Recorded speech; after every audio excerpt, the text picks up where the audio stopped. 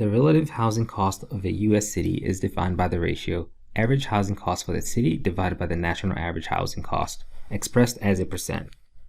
The scatter plot above shows the relative housing cost of the population density for several large U.S. cities in the year 2005.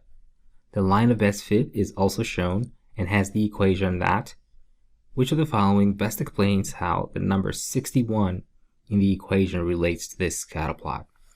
So here's a scatter plot that's being talked about. Once again, we have to take note of what the axes are giving us, right? This is population density, people per square mile, and this y-axis is the relative housing cost, and it's a percent. So we're given an equation here, which is the equation of the line of best fit right here.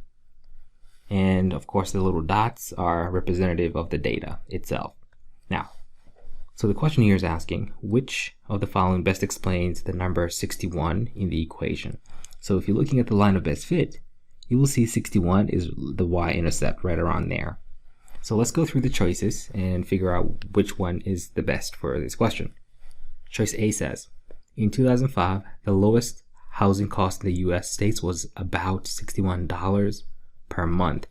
So A cannot be it. Why? Because the y-axis is talking about percent and not dollar amount. So it's 61 per month, not correct. So B, in 2005, the lowest housing cost in the United States was about 61% of the highest housing cost.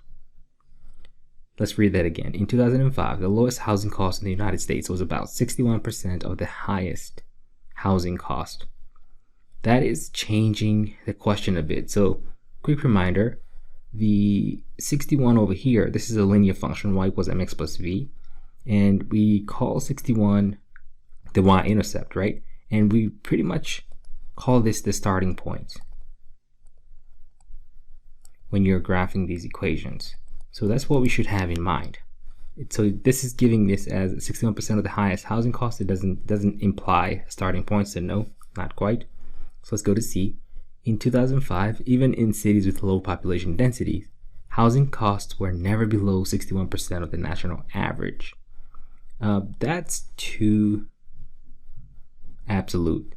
We can't say that they were never below 61% of the national average because, again, this is not an absolute graph. It's just a line of best fit. So we can't say C. The answer has to be D. Let's go ahead and read it. In 2005, even in the cities with low population densities, housing costs were likely at least 61% of the national average. Yes, this is a much better answer than the one above it. We can't be so sure because this is not an exact graph. It's just a line of best fit. Therefore, D would have to be it because it's giving us likely rather than being super absolute. That's it.